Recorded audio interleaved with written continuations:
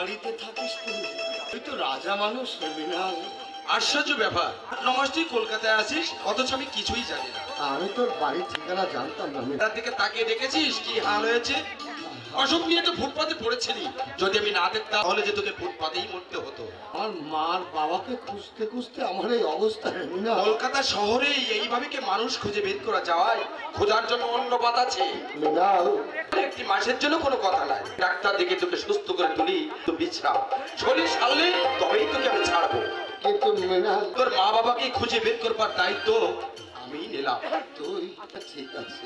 জানিস মৃণাল, মা বাবাকে আমি কতদিন দেখি না। কালো আমার জন্য তোরা পাগলের মতো রাস্তায় রাস্তায় ঘুরছে। কালো কত কষ্ট হচ্ছে তাদের বলতো। কালো ছেলেকে ছেড়ে মা বাবা কি দূরে থাকতে পারে বল? আমাকে বাড়ি থেকে তাড়িয়ে দিলেও আমি ওদের উপর একটু রাগ করিনি। আমি সব সময় ঠাকুরকে ডেকে ডেকে বলেছি, ওগো ঠাকুর, মা বাবা ভাইকে তুমি ভালো রেখো ঠাকুর। তুই তুই মানুষ নস রে কালু। এত ত্যাগ, এত ক্ষমা, এত ধৈর্য তুই পেলি কোথায়? আচ্ছা যাক সে কথা। ভানু ভানু এখন কি করে? ওর কথা শুনতে চাস না? কেন? ভাইটা মানুষ হলো না রে। ও জুয়া খেলে, মদ খায়। আমি কত নিষেধ করেছি, ও আমার কথা শুনেনি নেবে না। কেন শুনবে বল? হ্যাঁ, আমি তোর সৎ ভাই। আমি তো তোর আপন ভাই হতাম, আমার কথা কি ফেলতে পারতো? বলিস কি রে? ভানু এত অধঃপতনে নেমেছে? জানিস না, আমি রামায়ণে রাম লক্ষ্মণের কথা শুনেছি। কতক ঠাকুর যখন রাম লক্ষ্মণের ভালোবাসার কথা বলতো, কালু আমি মনে মনে ভাবতাম ভানু আমার লক্ষ্মণের মতো ভাই হবে।